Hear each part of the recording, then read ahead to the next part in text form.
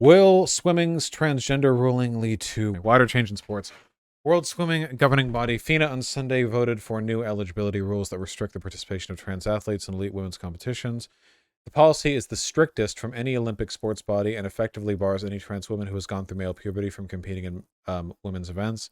So wait, if you were on puberty blockers, you'd be fine?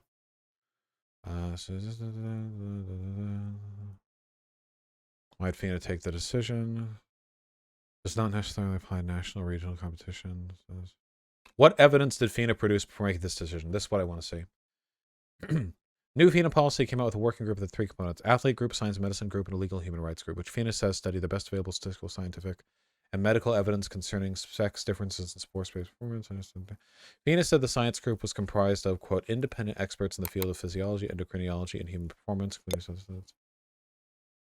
Delegates to the FINA conference in Budapest told other members evidence showed that going through male puberty gave trans women swimmers a physical advantage that remained even after hormone treatment as part of their transition.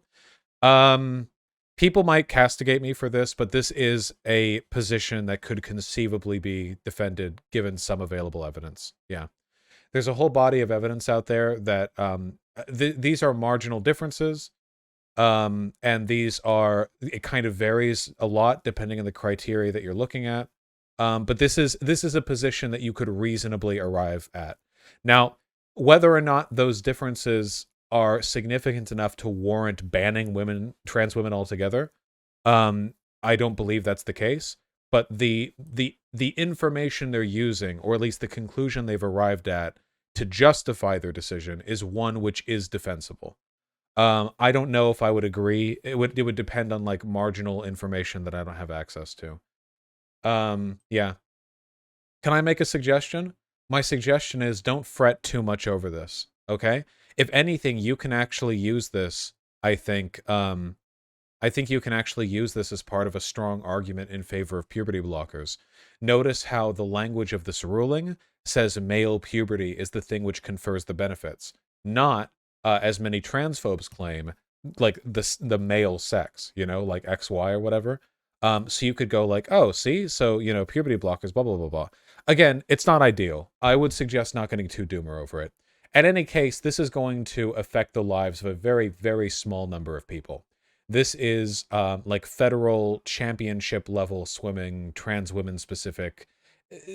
Obviously it can have political outcomes downstream, but in terms of direct effects, it's not going to affect that many people.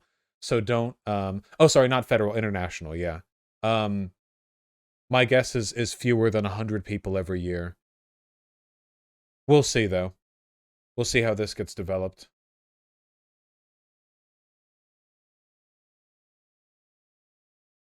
Of course, Rahab. Which is why when, it's making a lemonade out of lemons deal.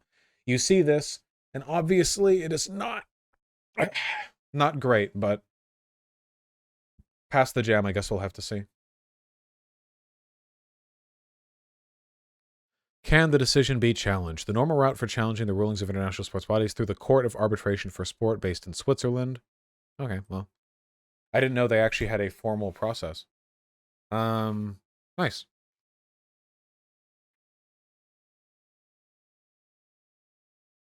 Separate but equal. I feel like I've seen this before. I don't think this is comparable to separate but equal. The idea of separate but equal was that black and white people are, due to fundamental differences in their racial makeup, not compatible to share the same social spaces. The information that they arrived at, which informed their conclusion, is one that I could deliver to all of you. And in fact, I have said could be the case before. Have I not? Have I not said that before on this very stream? That while I do support trans women being integrated with cis women in sports, given the available evidence that we have, it could very well be the case that the benefits conferred by male puberty might be insurmountable with subsequent transition, at least at a high athletic level. FINA's literally doing separate but equal here. They're making a new category, but it's not equal. That's the point of the ruling. It's separate and not equal. The reason they're being made separate is because their findings have led them to the conclusion that they are not equal in terms of athletic performance. Again, not ideal. There's a new category, though. You didn't mention it. It's because it's not relevant. sports, trans only sports categories, every 5 years you get together, what, 10 people? There just aren't enough.